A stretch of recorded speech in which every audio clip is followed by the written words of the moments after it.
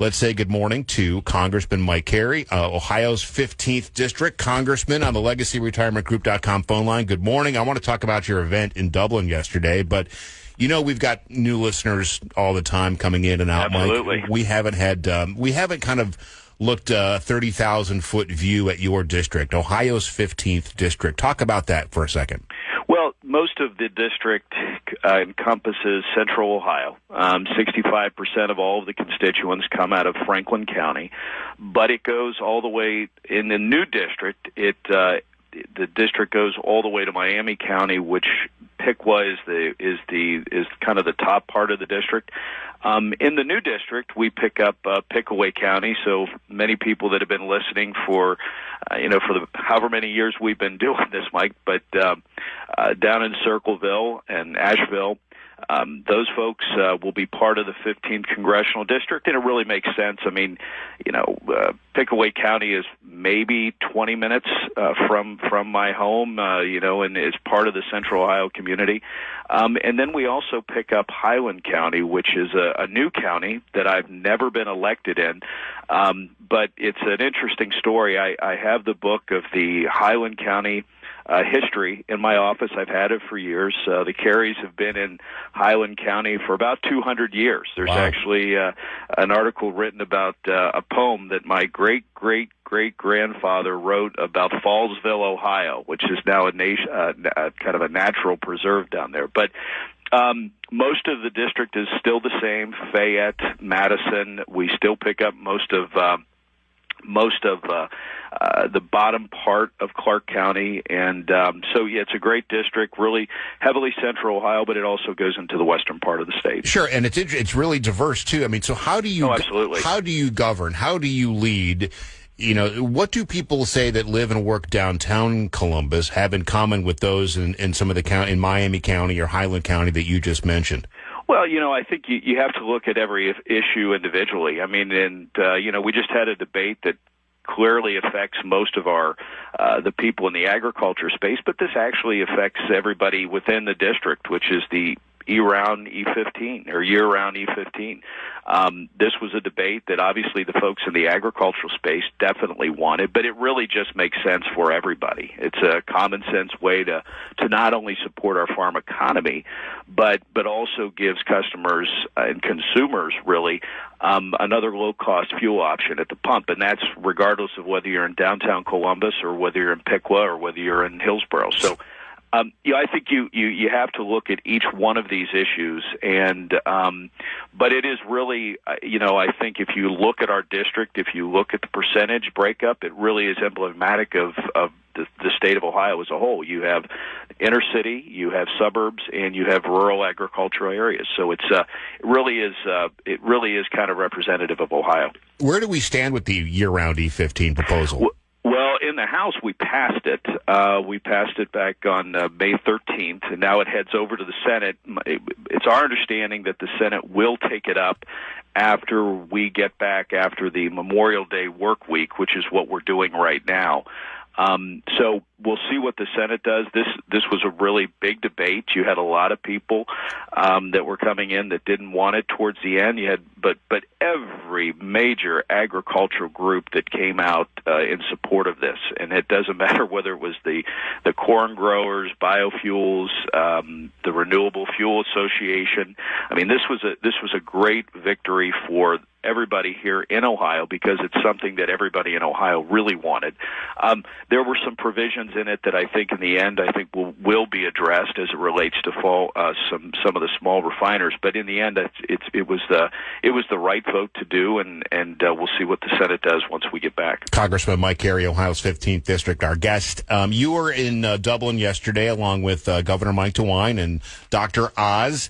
And it was a ceremony honoring the Hopewell Elementary School in Dublin for their participation in the OhioSEE program, which is very cool. It provides kids with reading glasses. But the topic of Medicaid fraud came up.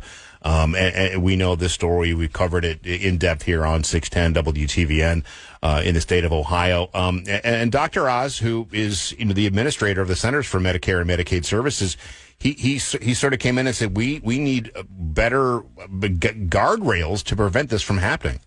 Yeah, I saw what Dr. Oz said. When the reason for the trip, and I really have to compliment the folks in Dublin. I mean, that was a pretty amazing experience, and I have to compliment the students because, I have young kids myself, as you know, and a grandson that's just a little over 2. But to have those young kids sit there through a program, and you're listening to a governor, you're listening to Dr. Oz, who was probably much more entertaining maybe than Governor DeWine and myself, and then listen to me, and they couldn't have been better students. The superintendent did a great job there, and all the staff, the teachers and the staff.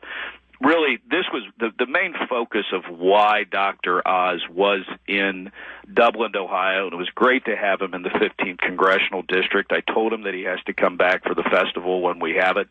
But the main reason was to really talk about the OhioSEE program, but how does that relate and why were we there? It really had to do with our reconciliation package and the initiative that the money that's coming in through the reconciliation package that's going directly into this OhioSEE program. And if you look at what we did for rural health, and that was why he was here, really. $10 billion over 5 years that's going into this program, and part of those dollars, $203 million of it, going directly into Ohio. I pointed out to students the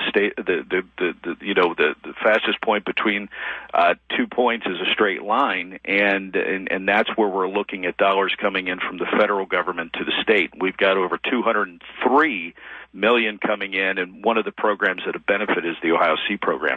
So it was really a rewarding experience to see these young kids for the first time be able to have these brand new eyeglasses and be able to see clearly for the first time. So a lot of partners that were involved in that. This program that's been put together, the OhioSEE program, is going to ultimately service about 14,000 students. They have a mobile vision van that goes around, which was an amazing thing to see. I mean, we never had anything like that in Sabina, Ohio when I was growing up, and it was great to see Ohio take charge and do some of those things. I know that the Dr. Oz and the governor had a conference after that. We had a couple other events that we were going to, so we weren't there for that. But I saw what he said, and I'd have to support what Dr. Oz was saying when he made his comments. I know that you're not directly related, but I mean, how did this go undetected in Ohio? I'm talking about Medicaid fraud. I mean, absolutely. How did we arrive to this point? Was there not a red flag that was thrown up? I mean,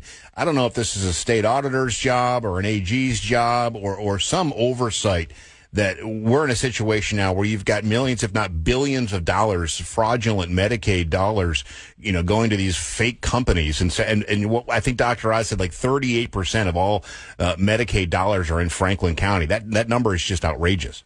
Well, yes. I mean, you can definitely look at Ohio, but I think this is something, we have 50 states, and and I think, we've already seen some of the fraud and abuse that we saw in Minnesota, but you can look at California, and I think in each individual state, the vice president, obviously being from Ohio, I think will be leading a lot of the efforts in this regard. But I think, when you look at this and what this actually does to our federal budget, and a lot of times, the dollars come from the federal government to the states, and we think there are safety guards in there, and to your point, there needs to be oversight. We believe that we're going in the right direction now, but unfortunately, we're fraudsters are going to do fraudulent things. Right. There's no doubt about that, right. And we've got to put a stop to that. And I think everybody in this administration is committed to making sure that doesn't happen. All right, Congressman, stay dry. You are in Central Ohio still this morning. If you are, stay dry. We're seeing some rain come through. So I'm watching the storm. I'm sitting at our congressional office right now, and I'm looking out. I see the storms to the north. I see the storms to the west, and a little bit to the east. The only thing I can't see is to the south side, and but it looks like it's everywhere today. Yeah. Well, stay dry. Thank you for the time. Always good to hear your voice, sir. Great to be with you.